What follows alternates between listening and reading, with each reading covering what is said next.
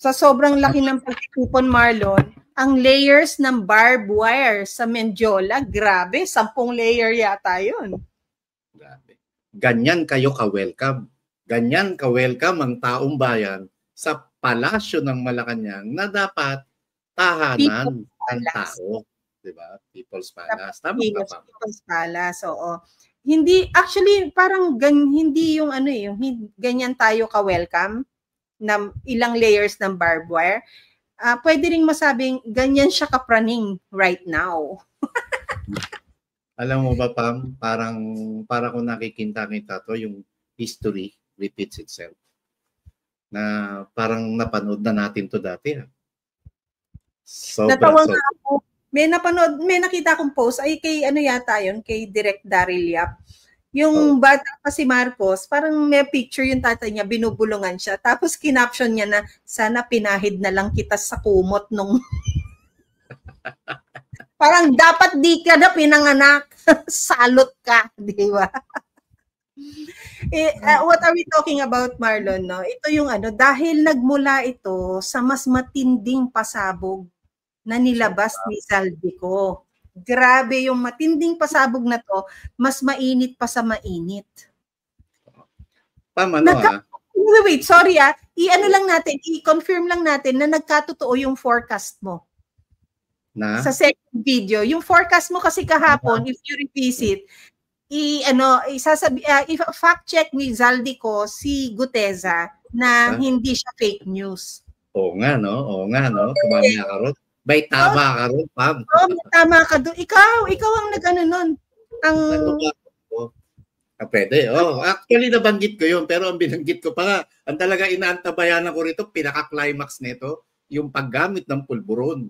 Yun ang kapanapanabik. Yun ang inaabangan ko talaga. Yung paggamit ng pulburon. And naniniwala ako, mahaba pa to. May part 3 pa ito, may part 4, may part 5. Ang problema, ang palasyo ng Malacanang, grabe yung damage control na ginagawa nila. So, Pam, and mukhang tuwing bago man ang halian, lumalabas yung video serye ng isang Zaldico. So, malamang sa malamang, abangan nyo, ilang oras na lang, ilalabas na naman yung part 3. Ano ang hindi realistic sa narrative niya? Actually, Pam, kanina pa lang o kagabi pa, hapon pa lang may mga lumalabas na naman. Ano yung mga contract?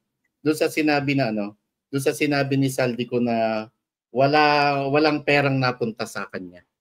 Oo. No? Yung ako naiimposiblihan din ako doon. Pero Marlon JPE before he passed on, he made sure malinis yung pangalan niya. Na ano nga sila doon sa di ba? Doon sa Napoles case na anong tawag doon sa term na yun na legal, parang naabsuelto sila doon, di ba? Lilinisin mo yung pangalan mo. And this one, nakita ko kasi kay Zaldico, yung he is pressed against the wall, na wala na siyang pupuntahan, yung palubag-loob niya sa sarili niya is linisin yung pangalan niya. Although, hindi nga realistic. Imposible kasing hindi ka humipo. Why is your wife able to afford all the Hermes bags, di ba? Saan ka kumuha ng pera? Bakit may air assets ka? Ako naman, Pam, iba take ko dyan. Doon sa binabanggit niyang 100 billion pesos na iniutos sa kanya ni Amina Pangandaman saka ni Adrian Bersamin, dahil daw sa kautusan ng isang Ferdinand Bongbong Marcos Jr., posible, Pam, na hindi gumalaw ng kahit 5 duling ang Zaldico. Pero sa ibang proyekto, hindi maaari. Yung 100 billion, ito isang buong cake inyo na yan. Di ba? Pero sa ibang proyekto, sa ibang insertion, it's my turn, dude. Di ba? Ako naman. Pero tong 100 billion na yan, baka yun, hindi lang malinaw So malamang to i-spin. At i-spin na naman to, titingin na lang tayo sa technicalities. Hindi na natin nanamnamin yung laman ng yung detalye mismo ng testimonya. And ako, yun lang yun. Baka hindi nalinaw. And tama, napaka-imposible nun. Pero posible rin na yung 100 billion na yun sa insertion, hindi ko gagalawin yan. Para sa boss ko yan eh. Ito, isang buong cake, boss. Ayan, isang buong cake. Bahala ka na kung ihahati-hatiin mo yan. Bahala ko na kung tatapunan mo ako. Pero, meron din naman akong ibang diskarte sa ibang insertion. Ako yun lang yun. Maigi yung, maigi yung, kasi maliligaw na naman. Kanina lang, kagahapon lang, yun na agad ang laman ng mga yun na agad yung argumento nila. Sabi ko, tingnan mo itong mga bugok na to. Pwede naman talagang hindi galawin yung 100 billion. Ba't ko gagalawin yun? Sa presidente ng Pilipinas yun. Pero gagalaw ako sa ibang pondo. Doon naman, rap sa ambuka, yayahay ng isang Saldico at saka ng Martin Romualdez. Generalize lang na regardless kung saan ka humipo, kung sa Red Ribbon ka ba nag-cake o sa Goldilocks ka ng cake, nag-cake. The thing is, you had some cakes. You had some cakes. Yung mga Red Ribbon na yan, yung Goldilocks na yan, Filipino cakes yan, Filipino brand, di ba? Regardless kung anong brand ang kinain mong cake, basta nasa Pilipinas ka, pera ng Pilipino yung hinipo mo. Yun lang naman, na-generalize. Pero very good yung yung ganyang thinking na, yes, kung specific tayo dito sa mga luggages na to, maaaring hindi nga siya kumuha dyan.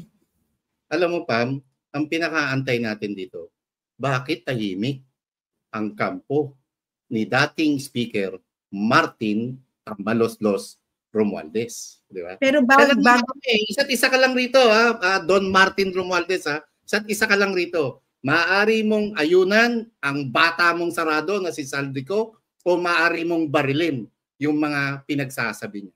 Yun lang yun. And isa't isa ka rito, sa pula o sa puti. Yun lang yun. Martin has nowhere to go. Correct.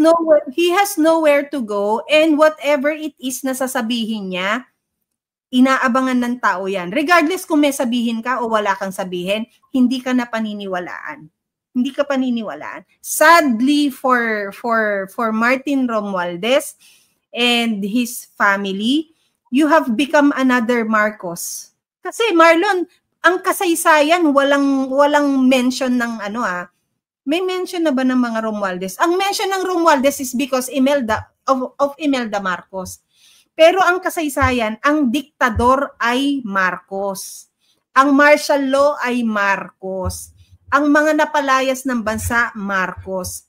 Ano lang yan, Marlon? Mga small appearances lang ang mga Romualdez. But today, the Romualdezes made it to the headline.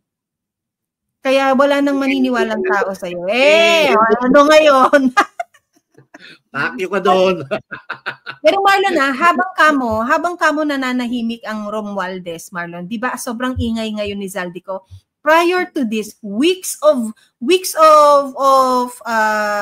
Attorney Vic's vlogging, inuudyokan na niya yan. Zaldi, magsalita ka na, di ba? Laging ganyan yung di ba? Ilalaglag ka na rin lang nila kung nakikinig ka sa vlog ko. Sabi nga, magsalita ka na. Di another check yan, nagsalita. Marlon, sino pa ang katangi-tanging nagsalita at nag-udyok? Alan Peter Cayetano. Di ba? Ano ang argumento niya kay Senator Soto? Sabi niya, sinasabi mo ba na si Bryce Hernandez hindi kikilos yan ng walang tao sa taas niya? Oo, si Alcantara. Si Alcantara hindi kumilos kasi meron tao sa taas niya, si Zaldico. Tapos binara na ni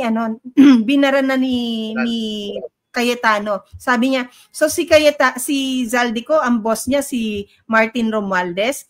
Ang sabi ni Soto, mag-ano muna tayo diyan, dapat may ebidensya. Tapos ang sabi ni Cayetano, so ganon, kapag dun sa maliliit na isda, sige-sige lang tayo.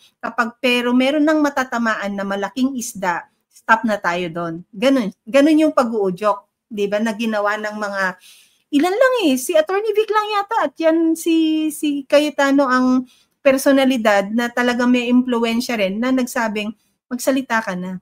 And here it is. Yan yung mga sagot na yun ni Tito Sen, talagang napapagalata. Para saan ba talaga? Para saan kayo? Para ba kayo sa katotohanan? Para ba kayo sa kontra-korupsyon? O para lamang pagtakpan nyo ang kabulukan at katarantaduhan ng administrasyon ito? Pam, ano ko na rin ito, samantalahin ko na rin. Kasi meron ding nakalimutan ko kasi banggitin eh. Meron kahapon na pinapalabas ng grupo ng mga anti-Duterte, yung timing daw. Kaduda-duda daw yung timing.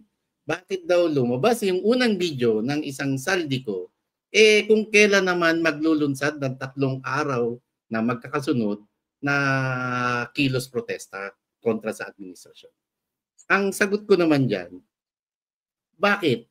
Kaduda-duda rin ba yung timing nung pananalansa ng Bagyong Karina nang ipangalandakan ng Marcos Jr. na nakapagpagawa siya ng 5,500 flood control projects? Ngayon, kung pinagdududahan yan, hindi ba pwedeng sabihin natin na ang timing na to, yung after magsalita sa SONA noong 2023 ni Marcos Jr. hinggil sa 5,500 flood control projects at itong pagbubunyag na ginagawa ng Saldico, hindi ba pwedeng sabihin na kaya nanalanta ang Bagyong Karina at kaya nagsasalita na ngayon ang Saldico dahil meron na itong divine intervention? Maaaring hindi anghel at talaga naman demonyo ang isang Saldico, pero baka naman nahaplos na ang kanyang konsensya. Baka naman nahipo na ang kanyang, alam mo yun, ang kanyang guilt feelings. Yun lang yan, Pam. And nag-iisip kayo, hanap kayong timing. Ba't hindi nyo question yung timing ng Bagyong Karina nung ipagyabang yung 5,500 flood control projects? Yun lang yun, Pam. Marlo, anong timing? Questionin din ninyo yung timing. Ba't siya inimbitahan ng Blue Ribbon? And he was already expecting. Nasasapa siya sa Zoom. That was the timing. The timing was that he got an invitation to air his side. And when he was not given that opportunity to go live on Zoom, di ginamit niya yung plataforma niya. Sayang nga naman yung sasabihin niya. Diba? Umuo siya eh. Umuo ako na mag-zoom ako. Anong timing? Di questionin niya yung timing ng Blue Ribbon.